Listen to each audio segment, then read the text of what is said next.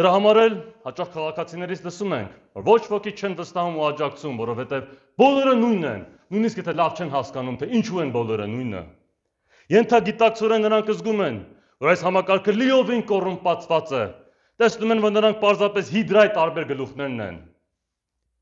Սա նշան է, որ նեոբոլշևիկյան համակարգը գնալով սպառվում է,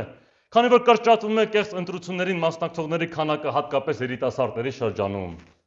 Այնքան սպառված ու ներսից փտած է համակարգը, որ գալիք փոթորիկի քամու մեկ հարվածից այն թղթե տնակի պես փլուզվելու է եւ այլևս չի կարողանալու վերարտադրվել ու խաբել մեր ժողովրդին։ Հայ ազգը վաղ թե ուշ ազատվելու է այս չարիքից։ Մեր հայրենակիցների մեծ մասը փորձում է անտեսել այս համակարգը, չզբաղվելով քաղաքականությամբ եւ ապրելով իր առօրյա հոգսերով։ Բայց գալու է ժամանակը, երբ բոլորը ստիպված են լինելու զբաղվել քաղաքականությամբ եւ առերեսվել իրականությանը։ Այս ժամանակ էլ հնարավորության պատուհան ու ճանապարհ կբացվի իրական հայրենասեր քաղաքական գործիչների համար, ովքեր առաջնորդվում են ոչ թե փողով, ստերով ու աթոռներ զբաղեցնելու նպատակով, այլ ճշմարիտ ու ազգային գաղափարներով, անկոտրում կամքով ու փառավոր տեսլականով։ Առհասարակ, այսպես կոչված ժողովրդավարությունը կամ ժողովրդավարական բռնապետությունը կոռումպացված ու ձախողած համակարգ է, հատկապես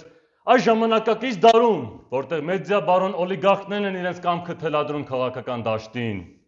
Եվ Հայաստանում էլ, ինչպես արդեն նշեցի,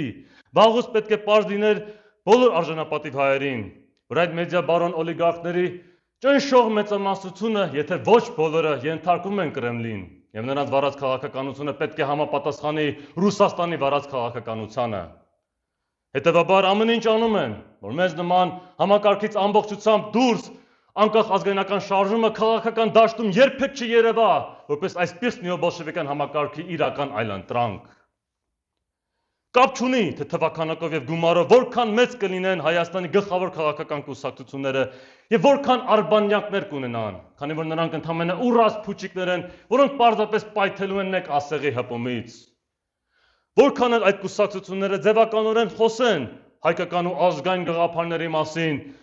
միևնույնն է, այս համակարգի արտադրած բոլոր քաղաքական գործիչների կնքահայրերը եղել են եւ մնում են նույն հակահայ կերպարները։ Նրանց սրտի մեջ եւ հոգու խորքում Մարքսի, Լենինի, Քեմալի եւ Ստալինի օրինակներն են եւ ոչ թե Արամ Մանուկյանի, Նժդեհի, Դրաստամատ Կանայանի եւ Անդրանիկի օրինակները։